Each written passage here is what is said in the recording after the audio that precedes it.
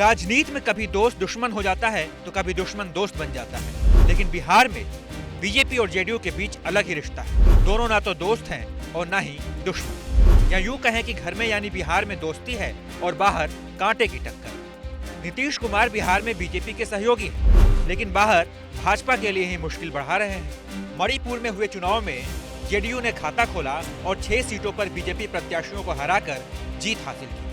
बड़ी बात यह है कि जेडीयू ने यहां कांग्रेस से भी ज्यादा सीटें हासिल की हैं। पार्टी के सर्वे सर्वा नीतीश कुमार जेडीयू को राष्ट्रीय पार्टी बनाने का सपना देखते हैं। अगर कोई पार्टी 4 राज्यों में विधानसभा चुनाव में 6% वोट हासिल करे तो राष्ट्रीय पार्टी का दर्जा हासिल कर लेती है। जेडीयू अब नागालैंड और मेघालय में भी अपने बूते पर चुनाव लड़ने की तैयारी कर रही है। लोकसभा चुनाव में ये पार्टी कई राज्यों में अकेले चुनाव लड़ने का फैसला भी कर सकती है। यूपी में भी जेडीयू और वीआईपी ने बीजेपी से अलग होकर चुनाव लड़ा।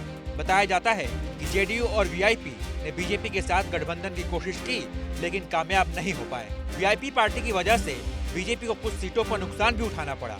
अब बलिया जिले की बैरिया सीट को ही ले लीजिए, यहाँ से मंत्री आनंद स्वरूप चुनाव हार गए। बीजेपी के बागी नेता और वीआईपी प्रत्याशी सुरेंद्र नाथ सिंह ने उनका जमकर वोट काटा।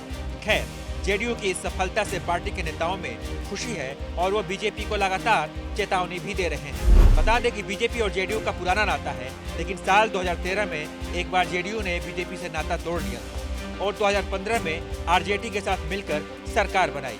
लेकिन ये सरकार ज्यादा दिन नहीं चली और नीतीश कुमार को वापस बीजेपी के साथ जाना पड़ा। ये भी खबरें थीं कि नीतीश कुमार विपक्ष की तरफ से राष्ट्रपति का चेहरा बन सकते हैं। इन खबरों के बीच जेडीयू का दूसरे राज्यों में बीजेपी से अलग होकर चुनाव लड़ना ये बताता है कि अब वो राष्ट्रीय स्तर पर पैर पसारने के मूड में है।